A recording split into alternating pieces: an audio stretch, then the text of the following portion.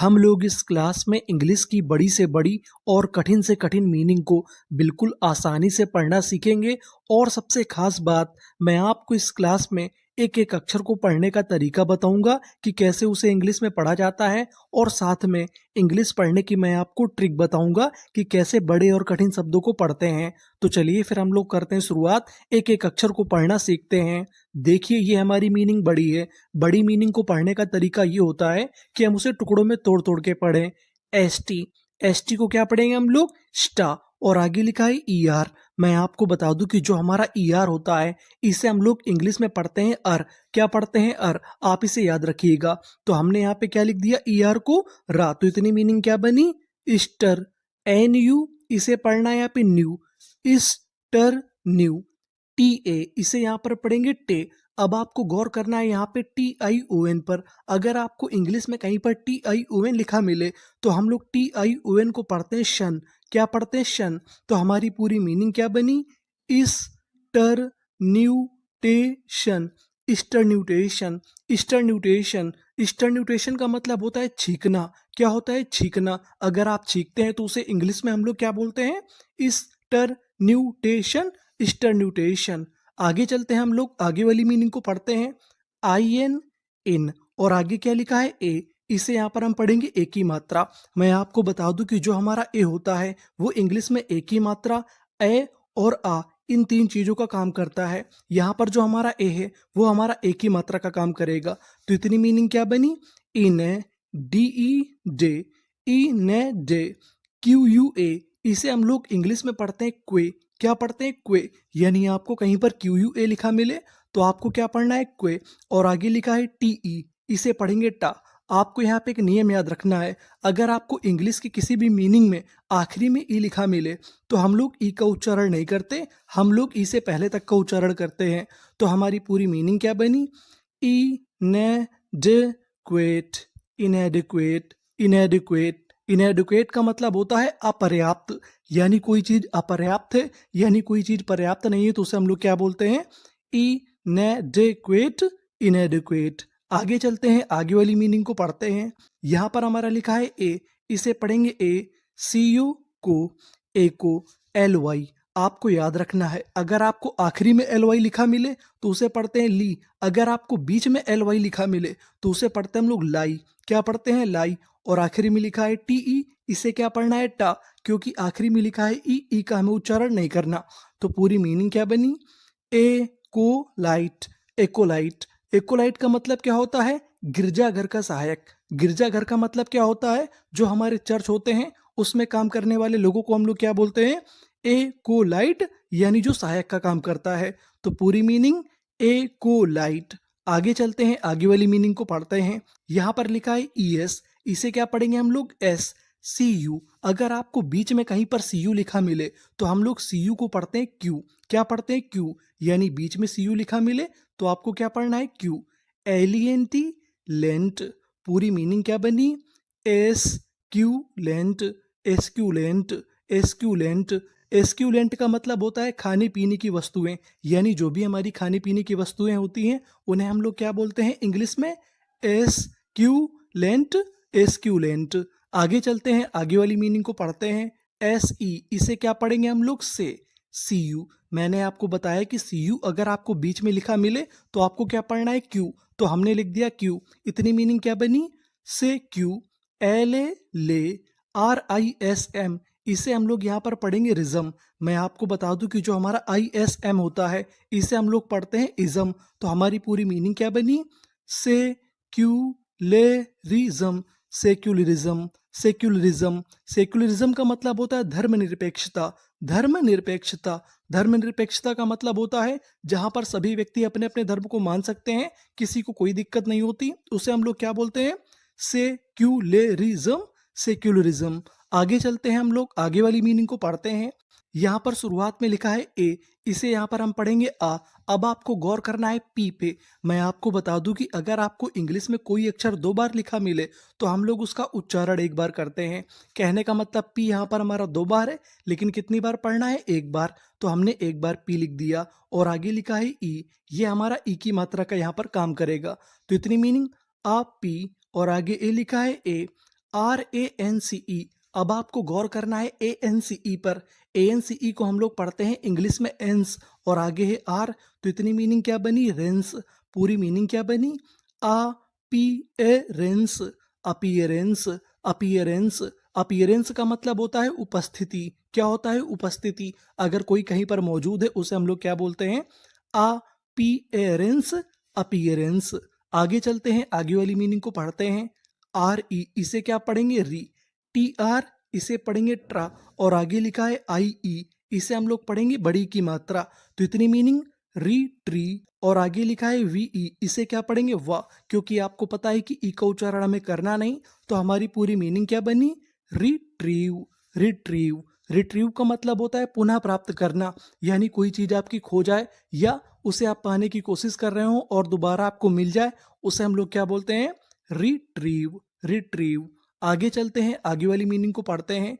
IM, इम, PE पे, इम पे, DID, यहाँ पे इतनी मीनिंग क्या बनी?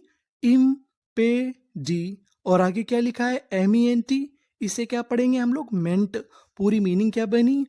Impediment, impediment, impediment. इम्पेडिमेंट का मतलब होता है बाधा। क्या होता है? बाधा, जिसे हम लोग दूसरे शब्दों में कहते हैं रुकावट। तो हमारी पूरी मीनिंग क्या बनी?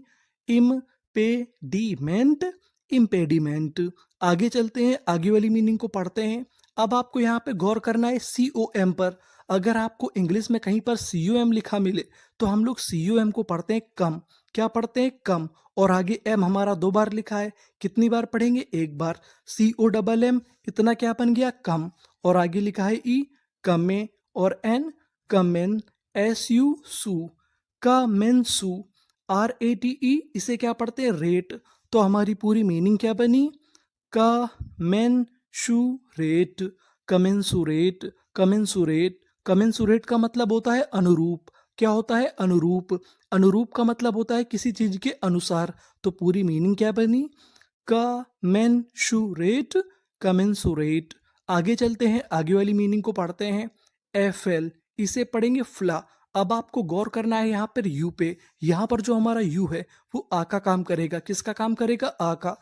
तो इतनी मीनिंग फ्ला, और आगे से लिखा है फ्लक, TUATE। अगर आपको इंग्लिश में कहीं पर TUATE एक साथ लिखा मिले तो हम लोग इसे पढ़ते हैं चुएट। क्या पढ़ते हैं? चुएट। तो हमारी पूरी मीनिंग क्या बनी? Fluctuate, fluctuate, fluctuate.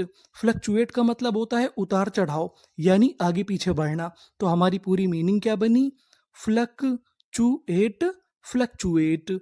आगे चलते हैं, आगे वाली मीनिंग को पढ़ते हैं। यहाँ पर जो हमारा ए लिखा है इसे पढ़ेंगे आ, BRI, ब्री। इतनी मीनिंग क्या बनी? अब्री। DGE, अब आपको गौर करना है DGE पर। अगर आपको इंग्लिश में कहीं पर DGE लिखा मिले तो हम लोग DGE को पढ़ते हैं जा। क्या पढ़ते हैं? जा। तो इतनी मीनिंग क्या बनी? अ ब्रिज, MENT, मेंट। पूरी मीनिंग क्या बनी? अ ब्रिज मेंट, अब्रिजमेंट, अब्रिजमेंट। अब्रिजमेंट का मतलब होता है संक्षिप्त करना, यानी किसी बड़ी चीज को छोटा करना। उसे हम लोग क्या बोलते हैं? अब्रिजमेंट, अब्रिजमेंट। अब हम आगे चलते हैं। BI, इसे यहाँ पर हम लोग पढ़ेंगे बाई। क्या पढ़ेंगे? बाई। FUR, इसे यहाँ पर पढ़ना है फर।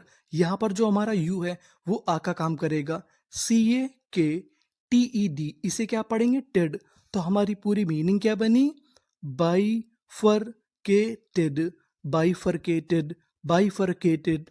बाइफरकेटेड का मतलब होता है बंटवारा होना, यानी किसी चीज का बंटवारा हो जाए उसे हम लोग क्या बोलते हैं? Bifurcated, bifurcated. अब हम आगे चलते हैं। CON, आपको पता है कि CON को क्या पढ़ना है? कन। तो हमने लिख दिया कन, ऐसी से, और आगे एन लिखा है कंशन, SUS, इसे क्या पढ़ेंगे? सस। यहाँ पर जो यू है वो भी आ का काम करेगा। तो हमारी पूरी मीनिंग क्या बनी?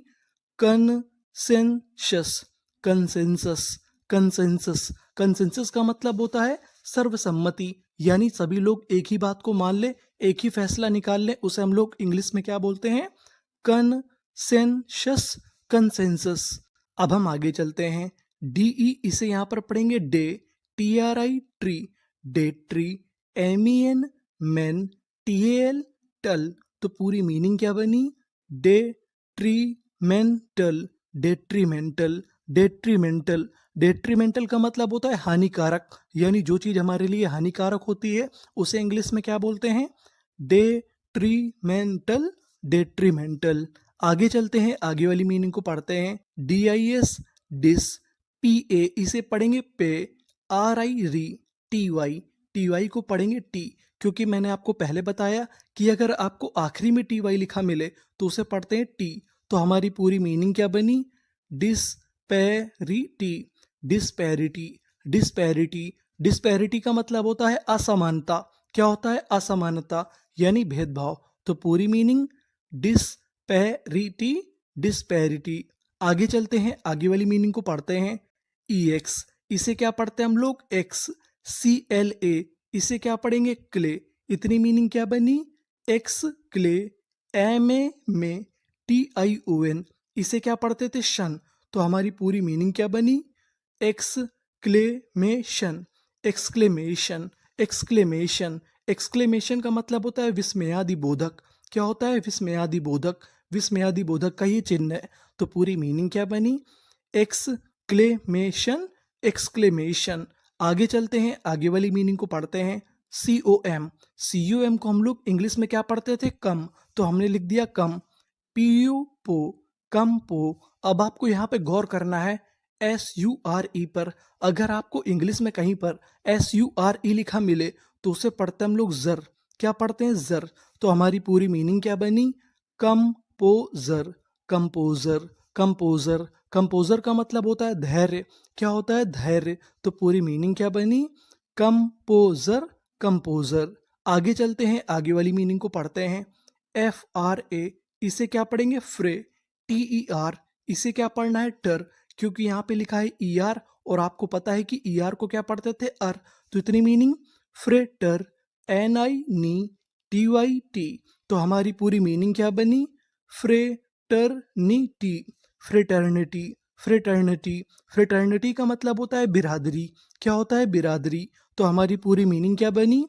Fraternity, fraternity. आगे चलते हैं, आगे वाली मीनिंग को पढ़ते हैं। GR इसे क्या पढ़ना है? ग्रा, और आगे लिखा है UE। तो इतनी मीनिंग गुरु। SOME इसे क्या पढ़ते हैं हम लोग? शम। तो पूरी मीनिंग ग्रुशम, ग्रुशम। ग्रुशम का मतलब होता है भीषण। क्या होता है? भीषण। तो पूरी मीनिंग ग्रुशम, ग्रुशम। आगे चलते हैं, आगे वाली मीनिंग को पढ़ते हैं। EX, एक्स, CLU क्लू, एक्सक्लू, SIVE शिव। पूरी meaning exclusive, exclusive, exclusive. Exclusive का मतलब होता है विशेष। क्या होता है? विशेष, यानी जो चीज़ हमारी बहुत खास होती है उसे क्या बोलते हैं हम लोग?